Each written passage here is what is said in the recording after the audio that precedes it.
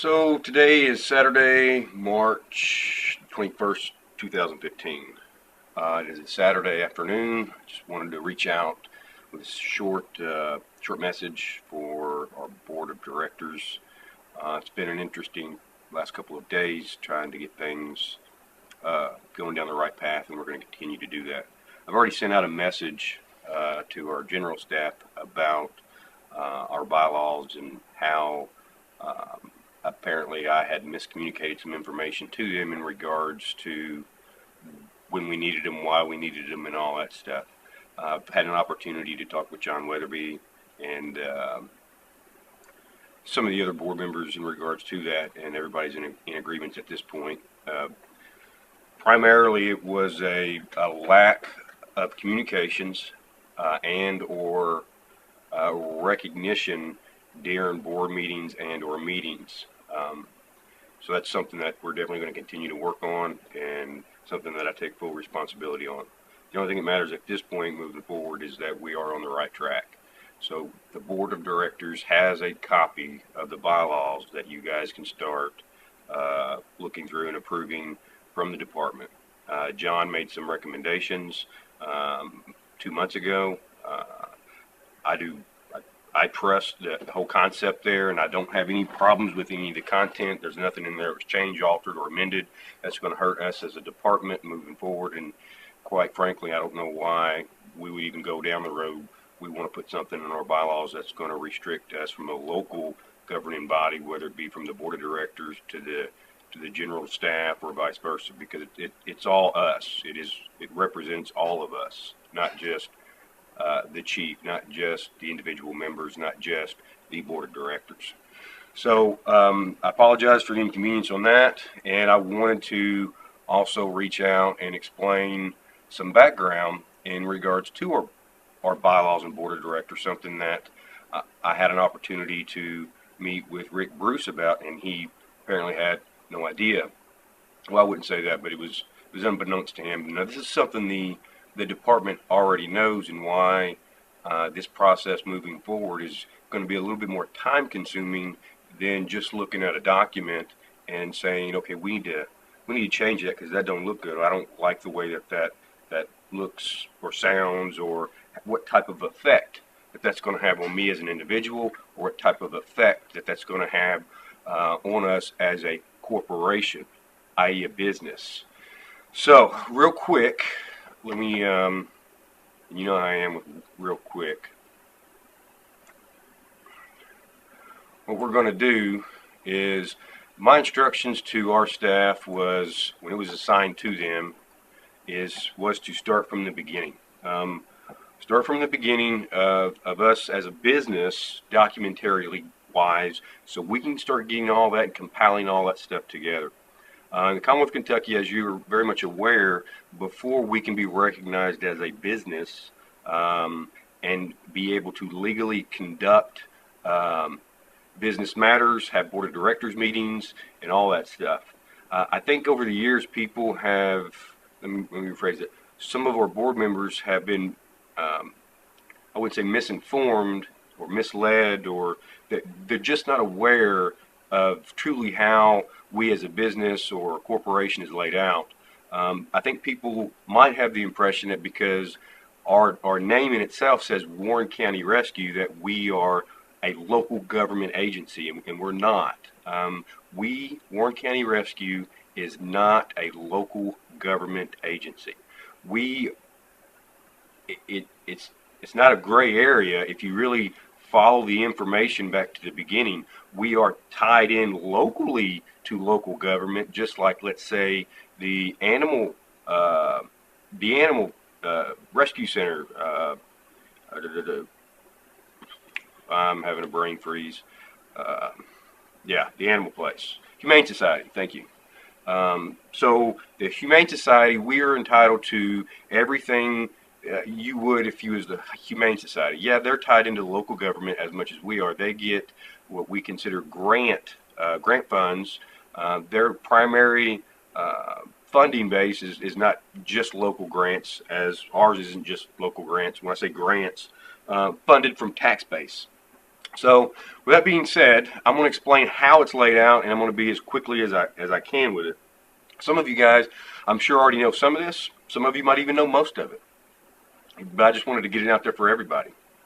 So if you go to the Kentucky, if you Google search Kentucky State, Kentucky Secretary of State, you're going to come to her main page. When you click on that main page, you're going to click on a search businesses. When you click on that search businesses, we're going to type in Warren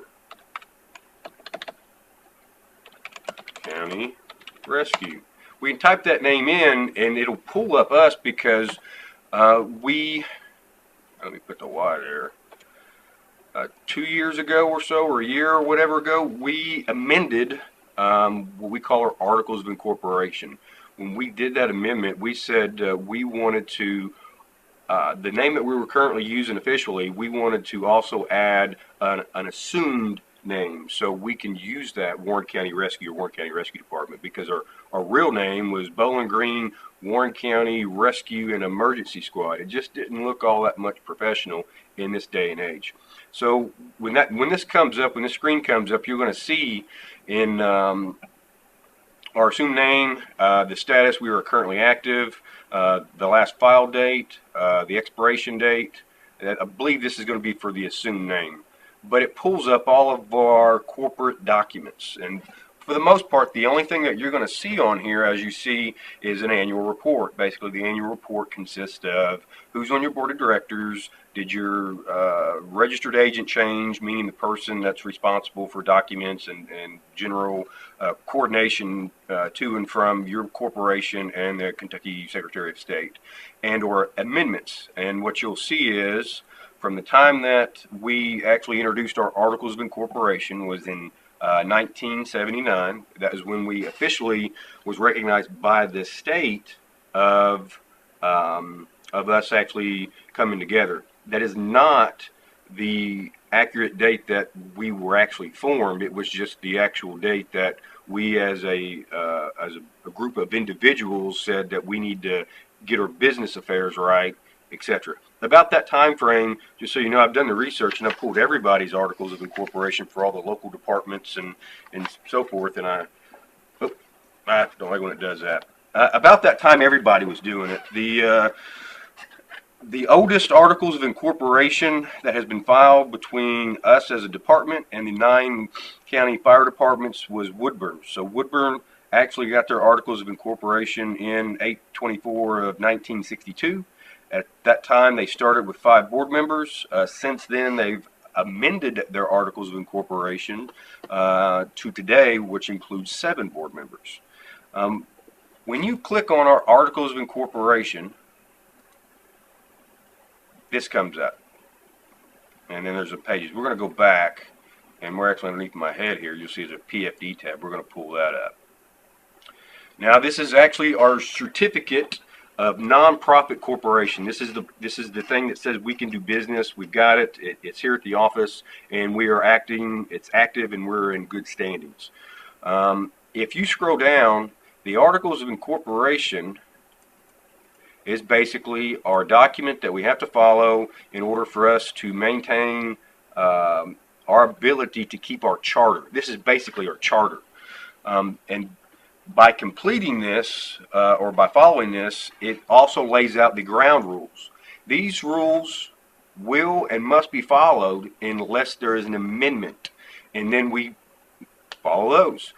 Probably most of the people on the board, with the exception of the select few, have not even read these. So what the first chapter that it says, we as the undersigning have this day voluntarily associate ourselves together for the purpose of forming a non-stock, non-profit corporation under KRS, well, it says under Chapter 273, Kentucky Revised Statute. Now, that's going to be relevant because we're going to come back to that. So basically what it says, we're going to be a business, and the rules of engagement, if you will, that we're going to follow is KRS 273. Then it comes down, it talks about what our official name is. It says the Bowling Green Warren County Rescue and Emergency Squad Incorporated, which we've had an amendment to that, which we'll get into in a little bit. It tells us what the purpose is, the health, all that stuff. Tells us where the address of the registered agent is. The number of original directors shall be 3, and the names and addresses of those 3. So these are the 3 individuals that said, you know what, we want to be a business, and let's go ahead and file the paperwork. These are what I would consider the founding members legally of this corporation, or us as a business. And it also says under Article 5, the number of directors to be elected at the first meeting of the shareholders is 3. That shareholders, that name right there, just so you guys know, is we actually changed the wording on that because we don't have shares. We have what's called members because we're a nonprofit. So you can think in your head that the number of directors to be elected at the first meeting of the members is 3. So we start with 3, which is the 3 names: James Birch, Denzel Gray, the other gentleman, and then we, at the first annual meeting, we elect 3 more. That consists of 6 board members. Moving down, corporation is not organized for primarily or for profit, nor shall have any powers to issue certificates of stocks, blah, blah, blah, same old stuff. Most people associate these type of documents with just that blah, blah, blah. Oh, that's nothing. You know, we're going to kind of do this, but these are very important. The corporation was formed, hereby shall have no capital stock. Yeah, that's relevant. Articles, who are the members. Okay, that's nothing big. The bylaws may be adopted or amended by a majority of the members of the corporation or as otherwise provided in the bylaws of the corporation. So that's, I mean, you can kind of read it as much as I can. Membership in the corporation may be terminated in the manner provided in the bylaws of the corporation unless otherwise provided in the bylaws. All rights of a member in the corporation shall cease on termination of his membership. Members of the corporation shall not be personally liable for any debt obligation solely by reason of being members. And basically, that's pretty much it. The articles of this corporation may be changed by either written consent of a majority of its members or by vote of a majority of these members who are not present and voting in a meeting duly called upon notice for a specific purpose of changing the articles. The name and address of each incorporator are, and it kind of goes through all that. And it's the little thing. So basically, in a nutshell, that's what we have to follow. And we're starting at the beginning. And so long as we follow that, we're good. Now, let's go back a little bit. So we're going to follow those. Right now, those 3 individuals are starting to write some bylaws and some changes and effects. When they change anything that's on that document that we just looked at, they have to file that with the Secretary of State. It's got to be on file, and it's got to be able to be accessible in a public fashion, whether I call up there and request it or whatever the case. So you'll notice here that when you click on our annual reports, and apparently when we incorporated in 79, nobody got the notice that we're supposed to file on a yearly basis. So it goes from 79 to 84. The 6 months notice was basically, hey, 6 months we're gonna turn off your corporation. You're not gonna be a business anymore because you're not giving us what we need. So you'll see that's when they sent the notice. In 84, they also submitted an annual report. The annual report consisted of basically updating them with the information. But what you'll notice, okay, maybe this one doesn't have it, is the names of our board of directors. So when you click on 87, it should have.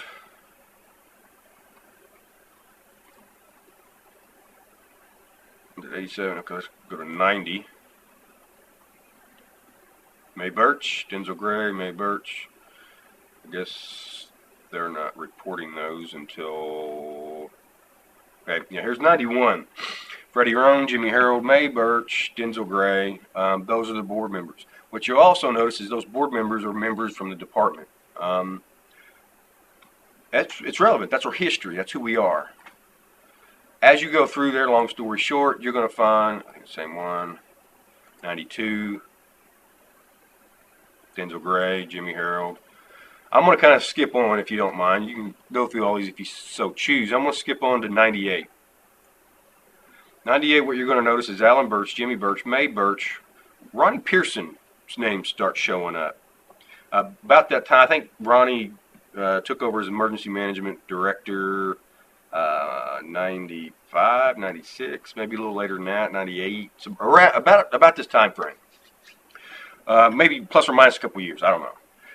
There has Around this time frame, also Warren County Rescue didn't have the best name out there, and it wasn't well associated with. I'm going to use the terminology, the appropriate staffing.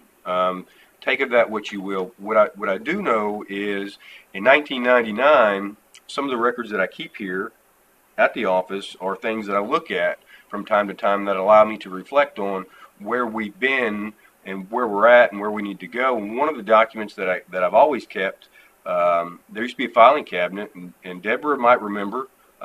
She'd be the only one that would. When we first started about that time frame, 2000-ish, 2001, 2002, there was a filing cabinet in the meeting room, and it had, I mean, just a bunch of old stuff in there. That's the catch-all of everything. I mean, you know what I'm talking about. So I took the week to go through that filing cabinet, and it was all junk with the exception of one document, and that is all we had. Everything else, as far as documenting, we had nothing. Started with nothing. I'll show you pictures of the year that I took office. As far as the department chief, we didn't even have a computer in the building. This office was completely empty. We started from literally zero. No board minutes, no department members' applications, their training logs, nothing. So the only thing that I had an opportunity to start my chief's position was with this only letter that I kept that the judge sent to our board of directors in 1999. And basically, it's this letter right here. I had an opportunity to reflect. I'm going to leave that up on the screen for a minute. And by the way, this is just going out. This link is a private link that I'm going to send out just to our board of directors. This is not going to the general staff. I had an opportunity to reflect with the judge the last time he was here. And I said, you know, just something I wanted to kind of share with you. And I showed him that this letter that he wrote, our board chairperson at the time was Chris Allen. Chris Allen was the first board chairman, where he was the first individual to hold the chairperson's position that was not directly a member of Warren County Rescue. I'm going to explain why that's relevant in a minute.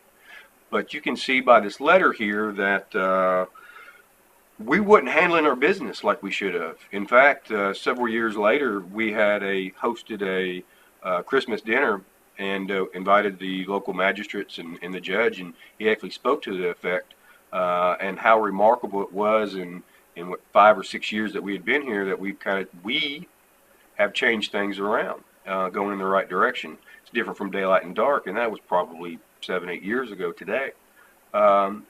In 1999, the judge was ready to say, we don't want you associated with Warren County anymore. Warren County government, Warren County anything. Now, keep this in mind. He's not saying that we can't be a business. He doesn't have that opportunity because for us to be a business, we file that with the state.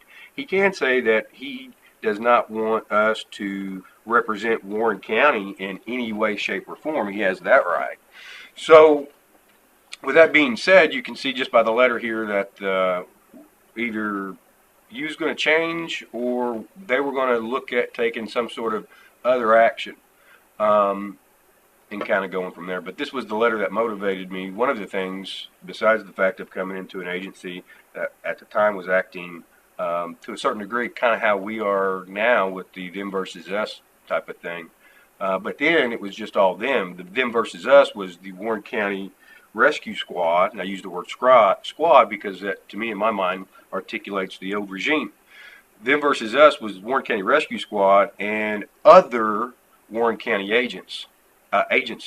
It wasn't a board of directors, them versus us, because their board of directors only comprised of themselves. So the department chief was also the board chairman. The secretary of the squad was also the secretary of the board of directors. And even to this day, if you pull up the articles of incorporation for a majority of the rescue squads around the Commonwealth, that principle is still true. Now, I'm a firm believer in transparency, and I'll be to say I think it's a great thing that we have an interrelationship of other people that sit on our board of directors, and we will continue to do so. We're not going to be changing that. I don't bring this up to, there's not any ulterior motives here or anything like that. I bring this up to say we just need to kind of get some things cleaned up. So if you've had an opportunity to read that, just shoot me an email if you want me to just email this to you. It's not a problem. This is what I consider part of I've got a file that's Warren County Agency documents that you guys do have access to here. You just might not know that you do. And we'll get to that in another opportunity. So with that being said, that was a big motivator for me and us to kind of make things right. You also notice that was in '98. It was just board members from the community, or from the department. I'm sorry. In 1999, the year that letter was wrote, you're going to notice that Alan Birch was the president, Jimmy Harold, vice president, May Birch secretary. These three individuals were still members from the department. But you're also going to notice Bob Myatt, his first year was 1999. Chris Allen, Tim Myers. Those were members from the community. So those are the three members from the community that, Bob, Chris, and Tim. Yeah. So it was basically 3 and 3. So it was still 6. We had 3 members that represented the department. We had 3 members that represented the community. But because the judge said, to fix that, and this was I recall talking to Chris Allen many years ago, when he was coming out, because if you remember, May was still on the board. We still had some issues. There was really, at that time, was where friction started. And I can remember sitting down with Christy Quinn, Deborah Williams, Chris Allen, myself at the restaurant that used to be right next to Kroger's on the bypass there. It's no longer there. It used to be way back in the day. Most of you guys remember, it used to be a drive-in movie theater. Yeah, I remember that. And right next to that, I think it was an old Catfish place or something. We sat in there for hours and hours and hours and hours. And then days and weeks trying to get our bylaws and reflect all that stuff on how we can work things out and some of the problems with this particular regime. And it took about a year to get through that, maybe a little bit longer. And most of those conversations, they used to record them, and I thought was a great thing. These are the first couple meetings that we had. It's interesting if you guys want to know about history, which I particularly am fond of. But anyway, that was the first year. So moving on. What we failed to do, maybe we didn't know, or we was kind of young, whatever the case, we didn't do any amendments. We didn't kind of keep up from a business perspective of where we should have been, because it was always easy for us to, okay, if we're all in agreements, we're good, and we just keep going. But sometimes we don't take the corrective actions from a documentary perspective, or make the necessary reports to the appropriate people for us to be in good statutes, if you will. And that's important to me, and it is. I know it's important to our board of directors, and it's important to everybody. The chances of us getting in an audit in the next 4 years, realistically 50-50 with that House Bill 1 stuff. But this and that, the only way that I'm putting them together is they're going to do an audit. Well, let's review us in our entirety, from start to finish, and see what we're lacking in. So that was the trigger for me. The trigger for me was audit up. Let's look at everything, make sure we're good, which brings this up. No ulterior motives. I'm not trying to get anybody kicked off, not trying to change anything. I'm just trying to make it right. So 2000 and where was it? All right, the First Amendment, as you go up through here, other than the administrative delusions or things like that, because we didn't file, we forgot, whatever the case, was in 2010. It was listed our first amendment to our Articles of Incorporation. That's when we hired Cliff Long and the CPAs, and we had to add to our Articles of Incorporation some statements. And you'll see basically we wanted to get our 501c3 status.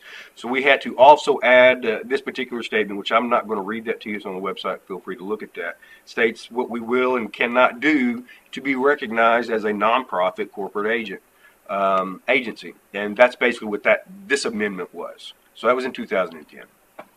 The last amendment you'll see in 2000, and that was in 2010. Well, it wasn't really an amendment. It was a certificate of assumed name. That was in 2013. We have started to put a lot of Warren County Rescue, the name in our documents, I've noticed. So if we was going to use Warren County Rescue, that name, in our bylaws or department standard operating guidelines, it was important for me that we at least secure that name and be recognized within those documents within a corporate level, Secretary of State, whatever it needed to be done. If we're going to use the name, we need to go ahead and register it. And that's what I did in 2013, about 2 years ago. So basically what it says, Warren County Rescue Department, we want to use this name, our actual name, yada, yada, yada, and that's basically it. So we've got this name for 5 years. And now I feel better using Warren County Rescue, just the name, in these official documents. That's all that was. Other than that, that's pretty much it. Now, what's this mean for us? So you noticed when I actually read the Articles of Incorporation, there was a general statement. First paragraph said, we're going to be a business, we're going to operate under KRS Chapter 273. Now, what I have instructed the staff that was going through our bylaws to do is we start there. That's where we need to start. If we're going to be a business, we need to look at those laws. We need to apply those laws within our bylaws and make sure that those things are in line with each other and we're not missing something. So I'm going to move over to Chapter 239 and I'm going to stop this particular video. So in a nutshell, that's it. I'm going to pick up part 2 and kind of go over and brief some other things, and then we'll just kind of go from there. So you can go to KRS 273, just go to Google site, something like this comes up. These are the rules, regulations, and things that says we're a business. It is not our what you guys would believe to be, if we don't sign our affiliation agreement, we got to close our doors. It frustrates me when I hear things like that, because that tells me that you guys are not educated to the point that you need to be. So we've been operating officially as a business since 1974. Those laws that you're talking about were enacted in 1999. So what happened from 1979, oh wait, 1979 is when we had Articles of Incorporation. From 1979 to 1998, when they enacted you have to have an affiliation agreement to do what we do now. Nothing. Basically, it was an agreement. That is the document that associates us and affiliates us with local government. So we can still be a business. We can still operate. We can still continue to do what we do under this right here as a business. Now, where the affiliation agreement comes in, that's our link. That's our mutual aid agreement. That's what we want to be in agreements with all three parties. Just because we don't have that or we didn't sign it doesn't mean, as you guys have been articulating, we have to close our doors. No, that's not the case. We're signing it. That's not. I just want to steer you in the right direction. That's all I'm wanting to do. Doesn't change anything on that level, because we still want to be in compliant with all the laws. We can still do search and rescue. They got private agencies out there that do search and rescue that do not have an affiliation agreement with local government, but the local government still calls them every day. What does that not do for us? Well, it doesn't give us insurance. So the Kentucky Department of Emergency Management, on the state level, that's how our workers' comp is paid. And the only way that they'll pay that is if we have an affiliation agreement in place. So we would have to go out and find workers' comp as a corporation for our volunteers and our staff and so forth. What it also doesn't do, if we do not have the Articles of Incorporation, the building that we're in belongs to Warren County government. They can still allow us to operate out of this building if they so choose, and they might not be as inclined to do that without having this agreement in place. And they might, I don't know. They also might not be inclined to give us how they list grant money. So when we get that $4,500 every year, it's listed as a grant. They grant that to us. We are not funded by Warren County Physical Court. Other than we apply for a grant, that means I actually write some paperwork requesting $4,500, and they approve it and they give it to us, and that's it.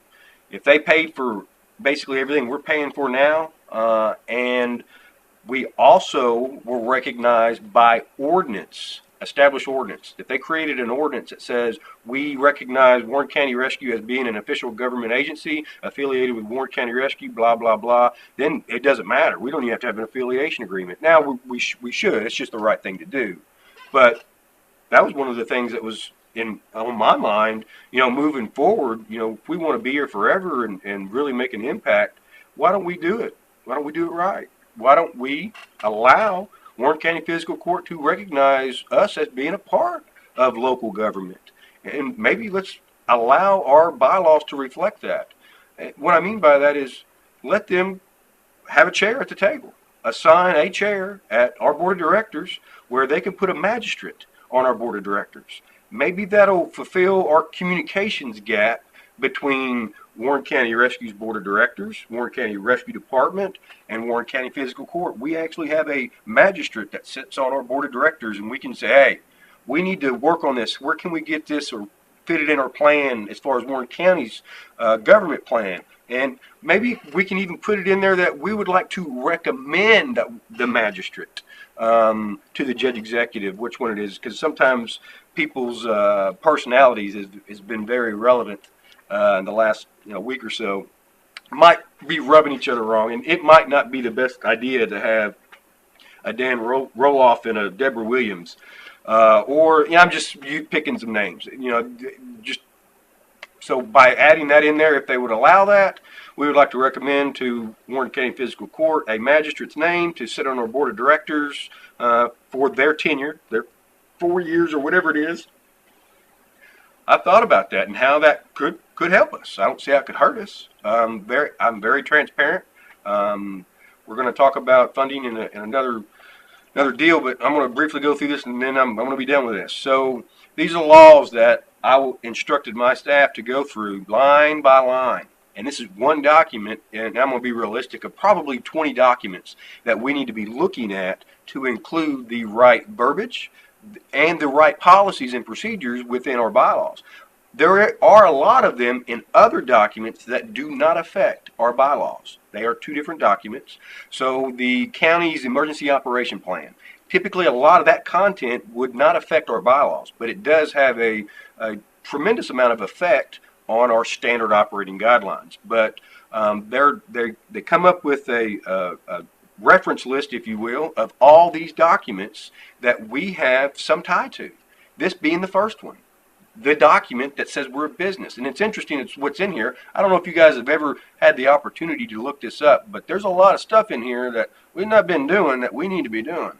So the non-stock nonprofit, it tells you your purpose, your general powers. That's kind of a little stuff there. You might want to check that out. Powers of the Secretary of State. I'm not going to click on all these. I'm just going to kind of run through them. You can see some of them over the years have been repealed. Statement of change of principal office talks about members. What is a member?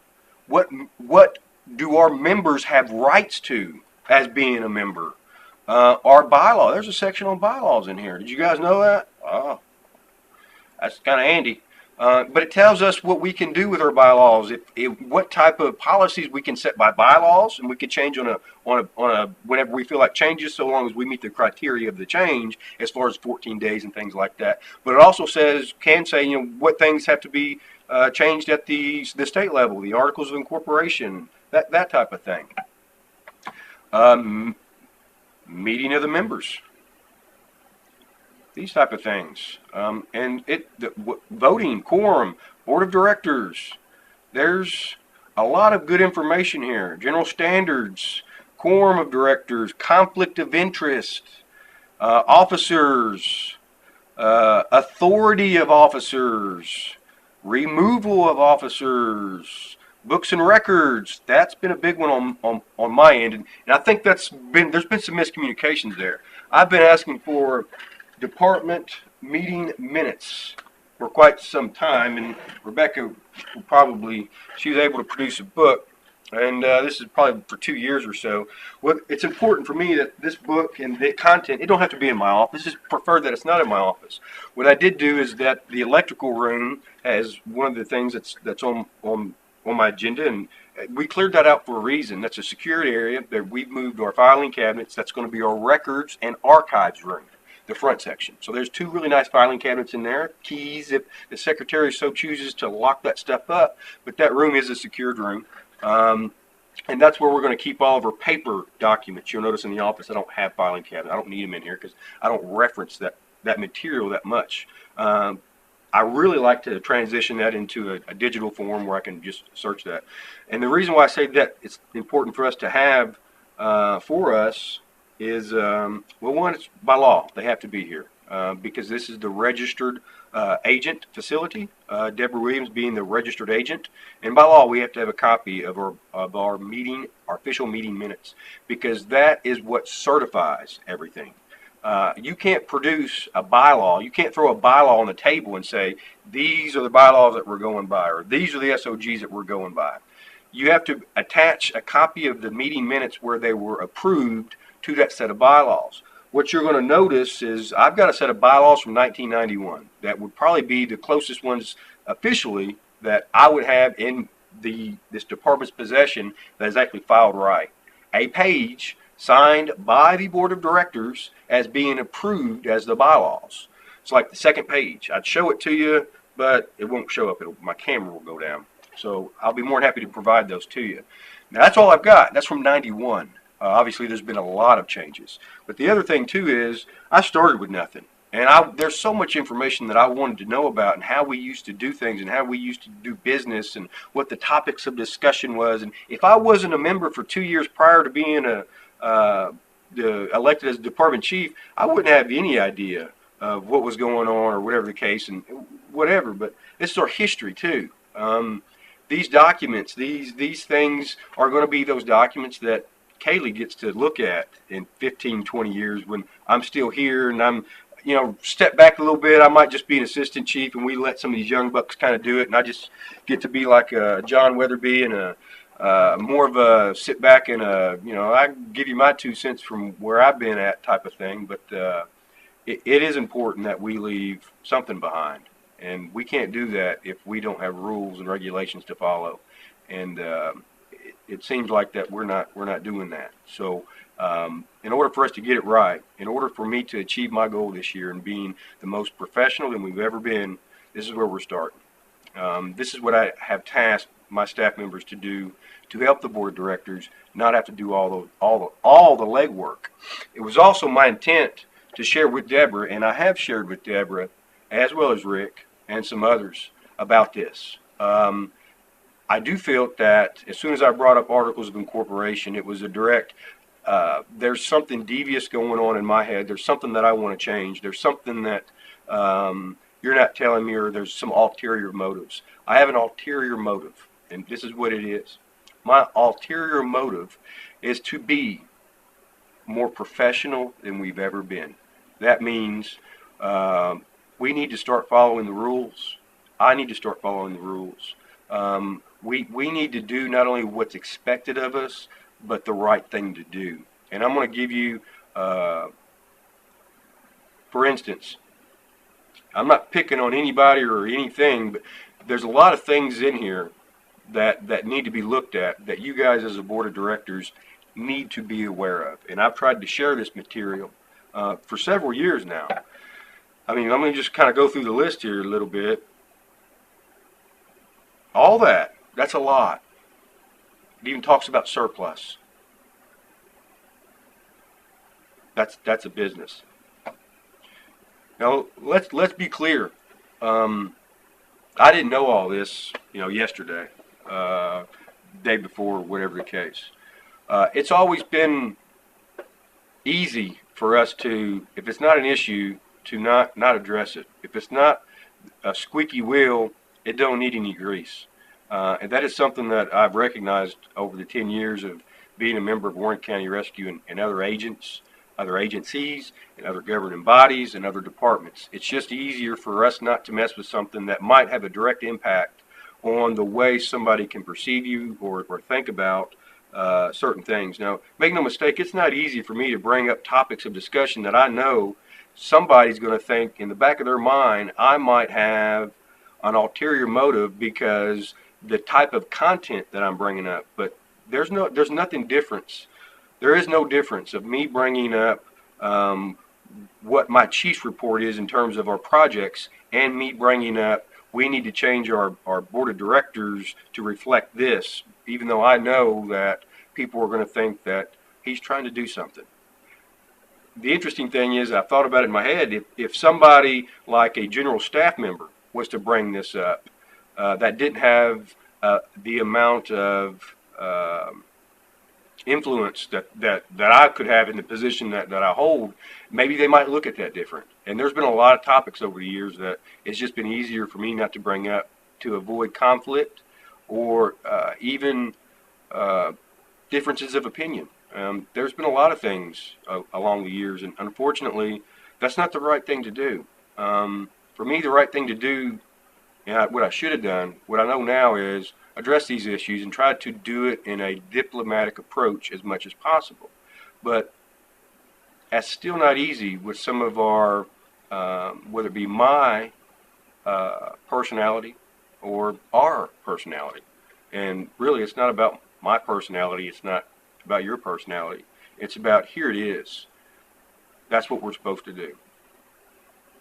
Regardless of what I think about it. Just like you told me, we have to have an affiliation agreement or we have to close the doors. We don't have that option.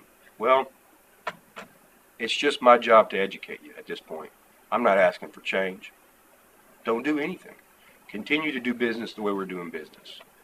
Not doing the right thing, but this is me educating you. And if there's anything I can do to assist you, that's what I'm here for. That's what I'm committed to, being the most professional than we've ever been. That's it. So I'm going to end on that. Thank you for your time.